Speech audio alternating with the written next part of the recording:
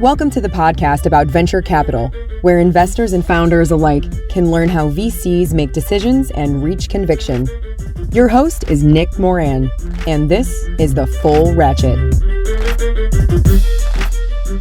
Welcome back to TFR for a special installment of Investor Stories.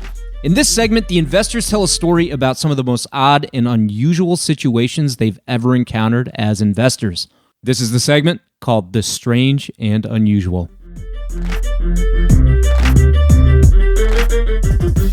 On today's special segment, we have Brian Luerssen, GP of Long Jump and CEO of DraftBit. Brian, what is the strangest, most unusual, or most memorable startup pitch you've received? Yeah, I mean, some of the ones from Techstars, we had thousands of companies applying, so you'd go through these applications, you'd see some really crazy videos. I mean, there were some that I don't think I could bring up on a podcast. They were so crazy and hilarious. I think that the most amusing one that I think was a real company that actually raised a couple $100,000 based in Europe.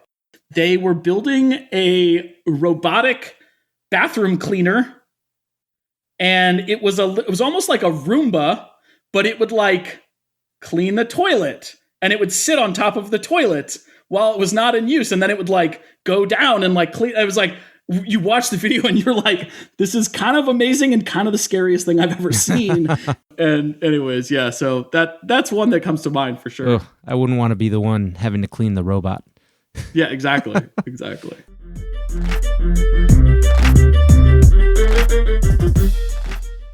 On today's special segment, we have Vic Pascucci of Energy Capital Ventures. Vic, what's the strangest, most unusual, or most memorable startup pitch you've received? I think the craziest pitch, it wasn't crazy. It was just one of those ones where it was just dead silence, drop the mic, and I don't know what the hell's going to happen next. I was doing a bunch in cybersecurity early on in my career, especially as it related to financial institutions. And we were sitting at headquarters of a large corporation. And, we looked at 3 or 4 mobile security companies that day. They all kind of look the same. And this company, who shall remain nameless, but they did have a very nice exit, came in as I'm sitting next to the chief information security officer. And he said, why don't I just hack into your mobile app right now? And I was like, everyone kind of laughed and chuckled. And he's like, no, why don't I just do it right now?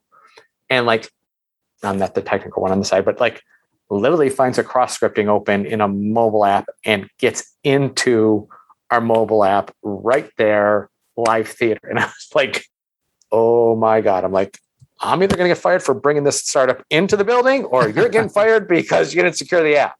That was probably one of the more tense times and most memorable times that I've seen. Just see the entrepreneur just come in and do his thing. That's no a pretty deck. good demo. Yeah, no deck, no nothing.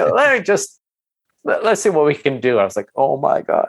So that's a fun one.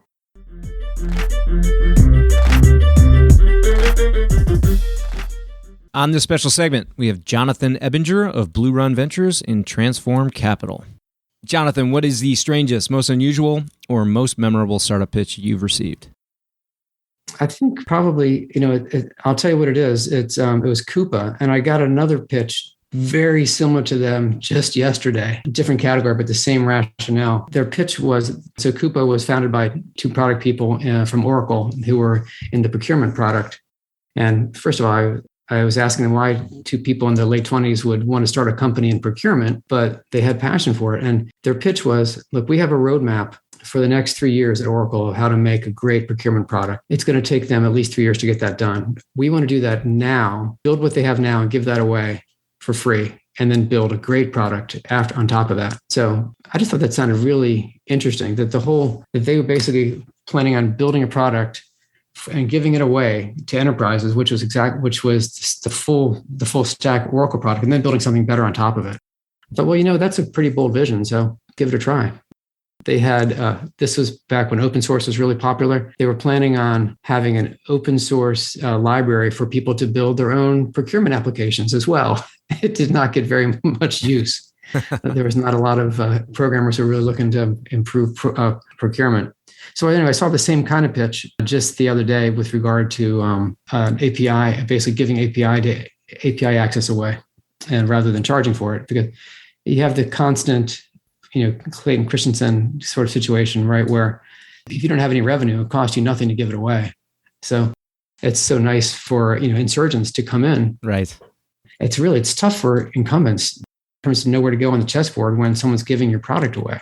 We had this situation happen at Coupa when we got bigger. We were competing against Ariba, and Ariba would variously from year to year, they would say, if Coupa was bidding for the business, just walk away.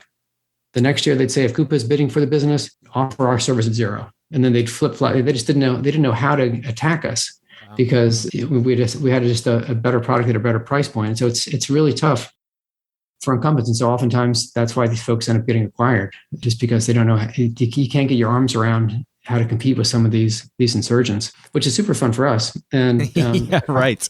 And great for you, great for the consumer, great for, whether it's the business customer or end user, it's good for competition. Yep.